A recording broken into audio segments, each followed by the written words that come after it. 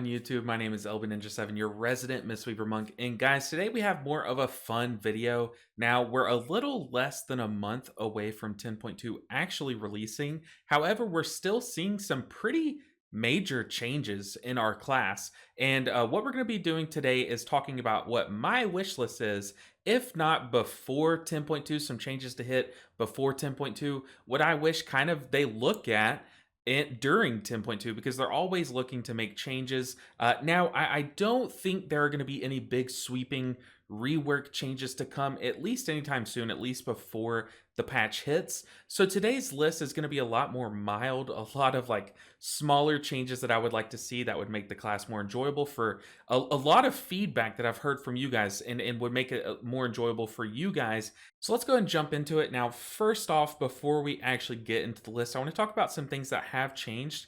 We have kind of seen a lot of buffs and then a lot of pretty major nerfs to compensate. So our spot healing, which was a pretty big issue, has been basically solved. I mean, our Mythic Plus spot healing is absolutely insane. It's so much better than it was in 10.1.7 with all the Vivify buffs, the Enveloping Mist buffs, the Soothing Mist buffs. I mean, we can top up a tank a lot faster.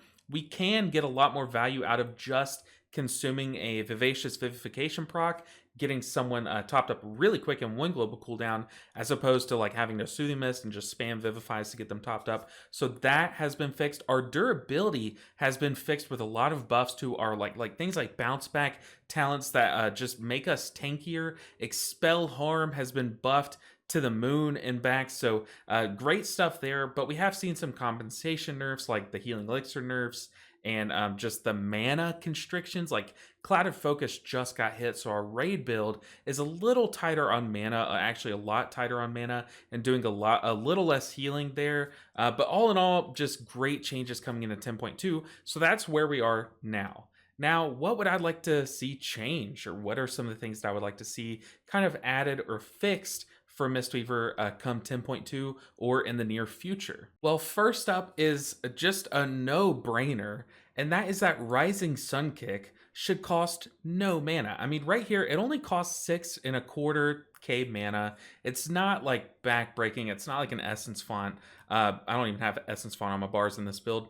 But it adds up, especially because that is what we're fishing for in Mythic Plus, especially on single target. Our Mythic Plus mana is not an issue at all, but in Raid, we press this button on cooldown. At least every 9.2 seconds, we are pressing this button, so it does add up. Now, why this spell? Why should this one cost no mana? Well, our other two single target punches and kicks, although they technically lack as much magical power as Rising Sun Kick, since you get a lot of just extra bonuses from Rising Sun Kick, these two are free. And Blackout Kick, we lift our foot. Rising Sun Kick, we lift our foot and do a little flip. So how does that cost mana? Especially when the other two monk classes, it does not cost any mana. Yes, they do have their own resources, and it does cost those resources. However, they also have mana. They have a mana bar, a little mana pool, just like all the off healer classes do, and they can spam Vivifies and it'll cost their little mana. They do have spells that do cost mana. A lot of the off heal classes do. However, Rising Sun Kick doesn't, and it doesn't really make sense if I log on to my Brewmaster monk and then think, you know what, I kind of want to do a Mistweaver key. If my character, you're putting yourself in the lore of the character, swaps from a Brewmaster to a Mistweaver, why does he forget how to kick Rising Sun Kick without using mana? Sure, like I said earlier, you could argue it's all the magical powers like Rising Sun Kick or Rising Mist and things like that, like Rapid Diffusion, but still, it just does not make sense. And for a play point perspective or a play perspective, our mana has seen a little bit of a constriction. We went from being like the top easiest to manage mana classes because we have so much power in our mana tea, now to being a lot more constricted because Clouded Focus was giving us a huge reduction in mana cost for our Vivifies. But nowadays, since it was just nerfed, it is a lot tighter. I just did some Mythic rating, and that's what the footage that you're going to see is in the background. It's just, I was trying a bunch of things, so don't judge me for that. But yeah, our mana needs a little bit of tweaking, and I definitely think Rising Sun Kick is an obvious way to go about that. Now, next up is something that I have heard so much from you guys, and it's that a lot of people just don't like Faeline. And it's not necessarily that they don't like Faeline and then spinning crank X spam, which I've heard a lot of people just don't like that. It's that they don't like the lore. The it doesn't fit the class or the spec at all. The blue Faeline. It's like, yeah, if you didn't play in Shadowlands, I could totally understand that. It really doesn't. So what could they do? What could they do? And it's super simple. Just add a glyph. Literally just add a glyph into the game that if you consume it, you can toggle it on and off. And when you toggle it on, your Faeline is no longer blue. It's our jade green. It's this mist green. That would be sick. Because look at all of our other spells. Like if I renewing mist this guy and then vivify myself, the invigorating mist, the green mist, like it's just our class's lore and just how its aesthetic looks. And this blue Faeline, this ugly blue Faeline, I understand why a lot of people don't like it, and it's starting to kind of like get dull on my eyes as well. And a simple fix like a glyph would just bring back so much hype.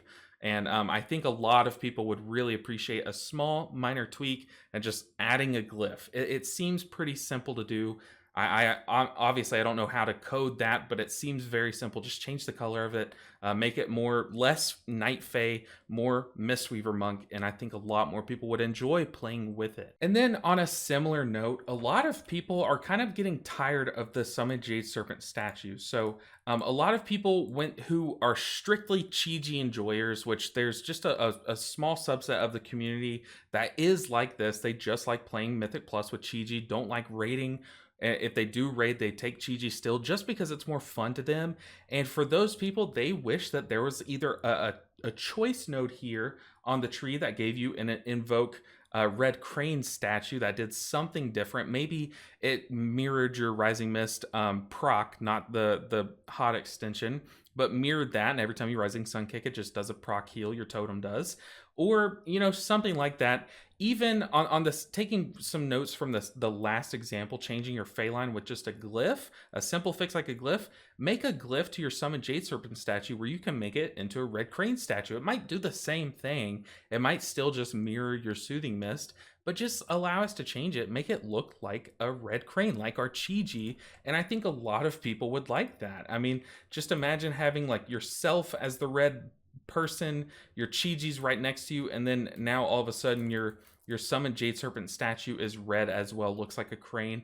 A lot of people would like that. It just gives a little bit more like immersion into the class, and especially if you're kind of just devoting yourself to this celestial being that is chiji, just let us take a glyph that changes our totem into chiji as well. I think it just makes perfect sense. Why not?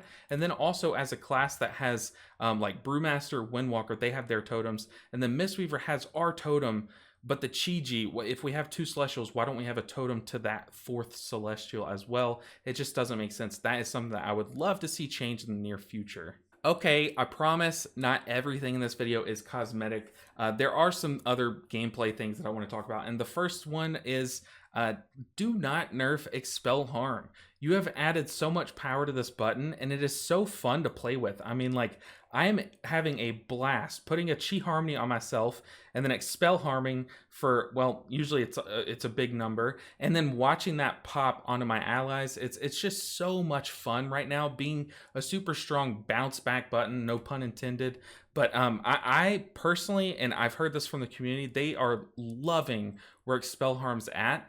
And although it is just a lot more powerful in terms of the healing it does versus the former healing elixir, it'll never be a true replacement because the old healing elixir had one, it had 2 charges, and 2, it could be used off the global cooldown. You could use it during your Soothing Mist and it would heal yourself while also casting a Vivify.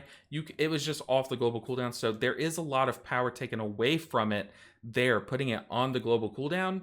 I guess Expel Harm's always been on the global cooldown, but putting our self-heal that we have agency over on the global cooldown has kind of compensated for how much of a punch this button packs. So just my ask here, my wish list item here for Expel Harm is don't nerf it. Don't nerf the numbers that it heals. It is sick. It's awesome. Watching your health bounce from 10% to full, like it did in that clip that I included in one of my last videos, is just insane. It's a lot of fun. It's not like broken, because if things are going to one-shot you, they're still going to one-shot you.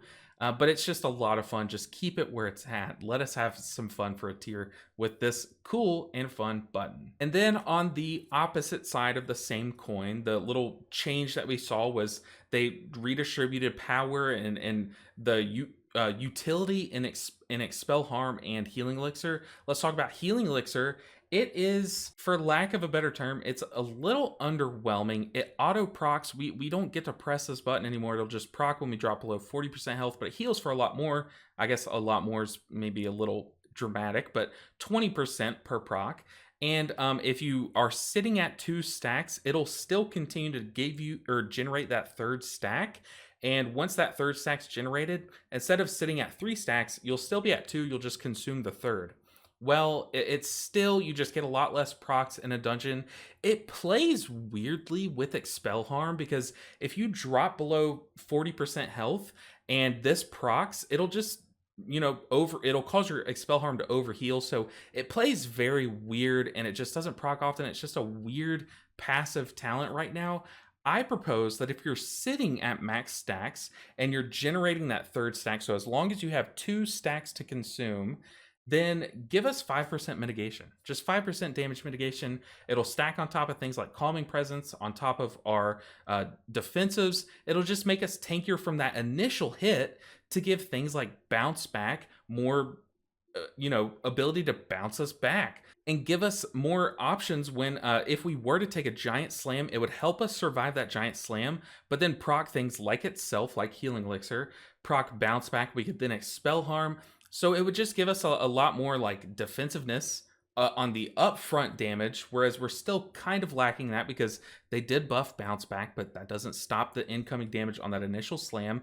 I think it makes sense adding a little bit more power into this talent, and it makes sense with how it works. If we're sitting at 2 stacks, we should be slightly beefier, kind of like channeling the brewmaster inside of us. We're holding on to these elixirs. We're not drinking them yet. We're just consuming a 3rd charge or storing up a 3rd charge. I think it makes sense to add a slight tankiness, or maybe like 2% mitigation while we're sitting at those 2 stacks.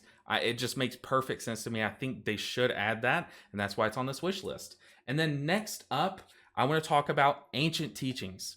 Now, in the past, I've begged them to buff this to where it is right now, where it goes, now it has longer range, something that we've asked for, or at least in 10.2 it does, and it heals for 150% instead of 135%. So things that we have wanted for some time. They've also changed this like semi recently, adding Faeline to what procs it. So they've shown a lot of love to Ancient Teachings, although they did nerf it from 250 down to 150% and spread the healing instead of going into a single target. So they've shown a lot of love to this talent. It's still, even after the nerfs to Cloud of Focus, is gonna be outshone in raid. I've done a lot of testing with both of these talents and all the different raid playstyles, but Ancient Teachings is still not gonna cut it for our raid build. And I don't think it's because of a lack of power. Obviously, if you build or change your build around Ancient Teachings, it will do a lot of healing. It's just what it requires you to do is to always be in melee, which, I mean, you should always be in melee regardless, but you should, for every global cooldown, instead of just your Rising Sun kicks, be right up against the boss and in danger of a lot of damage. So one thing that a lot of people have talked about, things that Mistweaver needs, is something that Holy Paladins have, not just the tankiness side of being defensive and bulky and a tank of a melee healer, but having slightly longer melee range. So my wish list item for Ancient Teachings is just tack on an extra sentence under that last 15 seconds that says, and your Rising Sun kick, Tiger Palm, and Blackout Kick now have 2 yards of extra range, or however they would word it, but just give us a slightly longer range so that we can kind of dip slightly out of melee to dodge a mechanic while still being able to continue that single target damage rotation. I think that would just be such a massive, one, quality of life benefit to this talent, but also it wouldn't add power in terms of how much healing you're doing, but it would add tankiness because you're going to be able to dip out of melee, keep that healing going. It would add healing because when you dip out of melee, you can continue to heal. Just it would add so much to our class by just giving us 2 extra yards to these abilities, and that's why it's on this list. I think that would be, this alone is the one thing that I want the most. And then we're on the penultimate wishlist item. This is more so a wishlist item for myself, not for the devs. And that is, I personally want myself in 10.2 to push high on the leaderboards. Whether that means top 100, top 50, top 10, I don't know yet. We'll have to get in and see, but I really want to give it my full honest effort for the first time ever. You know, I still am relatively new to World of Warcraft, and I still haven't really gone for a leaderboard push, but I'm a very competitive person, and I know I've haven't really tried this in the past, but this season I really want to push myself to the next level, and I will be doing it a lot on stream. You can check that link out down in the description below if you want to catch those. Go follow my stream. It's free to do so, and it'll make sure that you see when I go live. But I will be pushing keys this season, and ideally I can push for like top 25, maybe get a little frisky and a little lucky and push top 10, but who knows? I really just want to try it this season. That is my personal wish list item. And then now for this final wish list item for 10.2 Mistweaver, bring back Fallen Order. There, I said it. You gave it to druids, give it back to us. You know, we have these stinky talents that only PvP people take. Give us like a 3rd talent node here and just say Fallen Order. Just, I don't care. Just add it back. I love that button. It was so cool to play around. But that's going to do it for this list. Sorry if any of these go against how you feel. This is just my personal wish list. I don't expect a lot of these changes to come in. I don't expect any of them to come in, especially before 10.2, but who knows, maybe there's a dev out there that might consider the glyphs at least for during 10.2. Imagine 10.25, we just get some glyphs, some cosmetic options. They've done that in the past where they give like druids different forms. Just give us some glyphs. Just give us some glyphs. That's all I ask. But guys, thank you so much for watching, and a special thanks to my Patreons. Those are the names that you see on the screen here. These guys are absolutely carrying the channel, and a special thank you to you if you see your name on the screen. You are making my dream come true. And if you want to see your name on the screen right next to these guys, make sure and check out my Patreon. It's the link down in the description below. But guys, that's going to do it for this video. I had a lot of fun making this list. I've been doing a lot of PTR testing. That's why I look like I live in a dungeon right now. Haven't stepped away from my computer for days. And I am excited to grind once 10.2 comes out. But that's going to do it for this one. I will see you guys in the next video. Thank you once again to my Patreons, and thank you for watching this far. Don't forget to like the video. It helps the algorithm, tells YouTube that you want more people to see my stuff. Subscribe if you aren't yet. If you're not subscribed, what are you doing? You play Mistweaver. I'm like one of 2 Mistweaver YouTubers. You might as well. I'm not going anywhere. But guys, thank you so much for watching. I'll see you guys in the next one. Until then, comment down below what you guys think about some of these changes, what you want to see. But that's going to do it for this one. I'll see you guys in the next one. Until then, take care.